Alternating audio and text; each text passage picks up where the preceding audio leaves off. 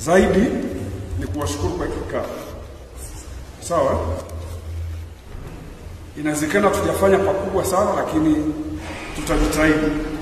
Pale tunapopata nafasi kidogo ya kufanya lolote kwa ajili yetu sote tutafanya. Hapa katikati nadhani tukio tunalipa posho na watu wengine, sio? Si ndio? Hatukwenda kufanya hivi. Ila ni kwa mara ya kwanza, lakini naamini huku tunako kwenda pia tutajaribu. Tukipata kidogo kile tumeona nini na angalau na nyie tuweze kuwakumbuka. Tunajua sio kwamba tukio maisha mtaani. Tunajua maisha ambayo tunaishi, tunajua gharama za maisha, tunajua mna familia zenu na mahitaji na vitu kama hivyo. Lakini tutaangalia yote. Tukipata kidogo basi tuweze kushare pamoja, tuweze kuona angalau na nyie mnakuwa sehemu ya timu ya Mungu. Nadhani hili la mishahara ambayo imekuwa ni changamoto kubwa, tuangalie taratibu. Na mwezi wa 12 tufanye maboresho kwenye bajeti zenu. Ndio? Fanye maboresho.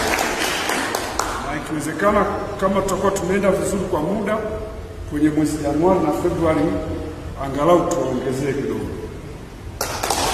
Tunasema tuongeze kiasi gani? Tunajitahidi tuone kile ambacho tunaweza kuongeza, lakini siwezi kusema tutaongeza kiasi gani. Lakini kile tutakachofanikiwa kwa mujibu wa taratibu zetu mtakiona. Kwa hiyo tuvute subira mpaka kwenye kipindi hicho.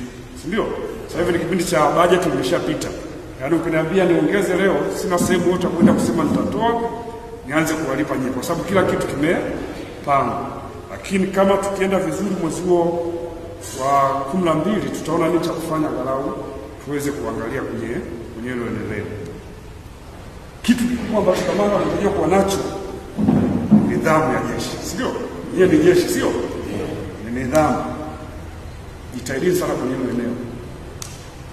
Kuna baadhi ya saa. Ndio? Tunafahamiana vizuri hapo?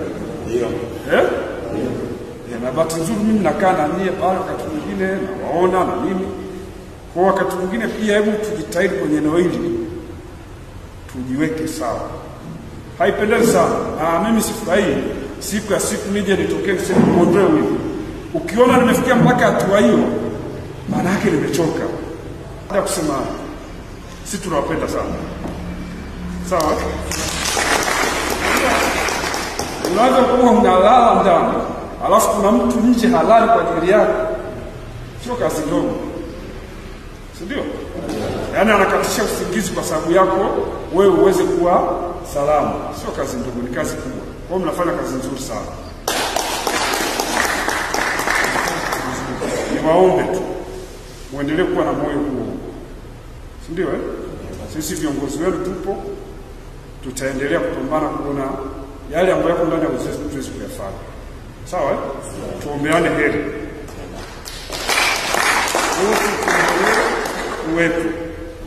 Lakini kama sipokuwepo mimi huyu hawezi kutoka. Anaweza kabaki.